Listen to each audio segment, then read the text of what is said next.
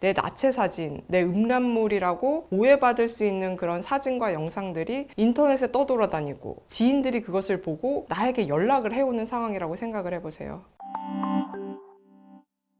네, 안녕하세요. 경찰 검사 출신 강정은 변호사입니다. 요즘 학폭 사건 중에 가장 걱정되는 사건 하나를 꼽으면 그건 바로 딥페이크 사건인데요. 중고등학교에서 딥페이크로 음란물을 합성하고 이를 공유하는 사건이 급증하고 있어요. 딥페이크 사건으로 한 학생의 인생이 뒤바뀔 수 있습니다. 네, 무거운 성범죄 전과자로 남게 되는 건데요. 가정에서도 학교에서도 이런 일이 일어나지 않도록 미리 교육하는 것이 정말 중요하다고 생각합니다. 자, 오늘은 딥페이크 사건이 어떤 사건이고 그리고 어떤 처벌을 받게 되는지에 대해서 자세히 설명해 드리겠습니다. 딥페이크란 인터넷상 기술을 활용해서 지인 얼굴 사진을 다른 사람의 나체 사진이나 음란물 동영상에 합성하는 그런 사건을 말하는데요. 합성이 어렵지가 않거든요. 보통 텔레그램 방에서 딥페이크 합성이 일어나는데 딥페이크 합성하는 AI 봇에 사진만 넣으면 몇 초 지나지 않아서 딥페이크 합성물이 나오는 그런 구조예요. 딥페이크로 합성된 사진이나 음란물을 본 사람들은 얼굴이 도용된 그 피해자의 나체 사진이구나, 그 사람의 음란물이구나 이렇게 착각하게 되는 거거든요. 그래서 얼굴이 도용된 피해자들은 피해가 얼마나 크겠어요. 내 나체 사진, 내 음란물이라고 오해받을 수 있는 그런 사진과 영상들이 인터넷에 떠돌아다니고 지인들이 그것을 보고 나에게 연락을 해오는 상황이라고 생각을 해보세요. 이런 피해를 입은 피해자들은 일상이 무너지고 있어요. 이렇게 피해자들이 극심한 정신적 고통을 호소하고 있고 또 피해가 큰 만큼 딥페이크 합성 유포 사건은 정말 무겁게 처벌되고 있어요. 허위 영상물을 제작하고 유포하는 행위에 대해서 처벌하는 규정이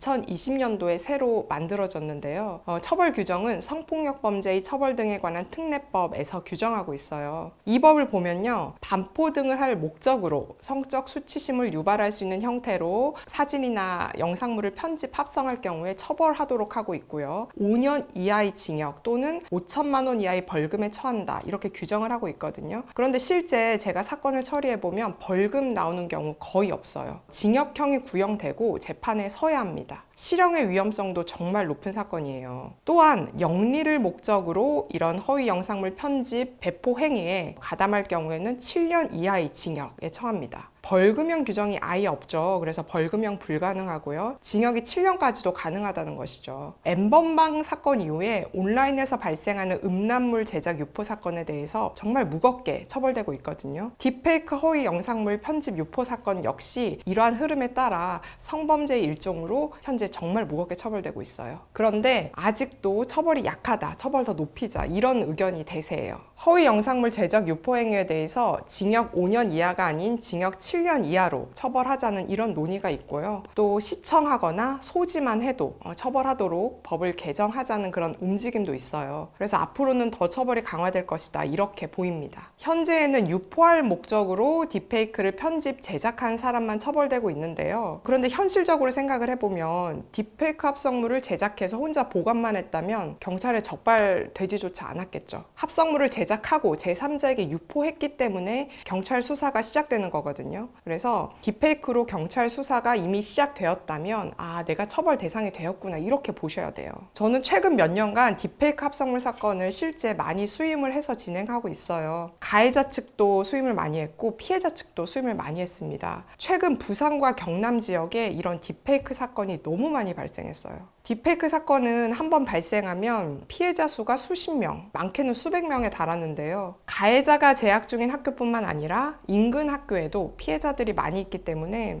해당 지역 학교 여러 곳이 한꺼번에 난리가 나요. 딥페이크 합성물 사건으로 수사를 받고 계시다면 상단에 적힌 전화번호로 연락 주시고 꼭 상담을 받아보셨으면 좋겠어요. 그리고 이런 일이 일어나지 않도록 학교에서도 가정에서도 교육에 힘써 주셔야 된다는 말씀도 함께 드립니다. 오늘도 긴 영상 시청해 주셔서 감사합니다.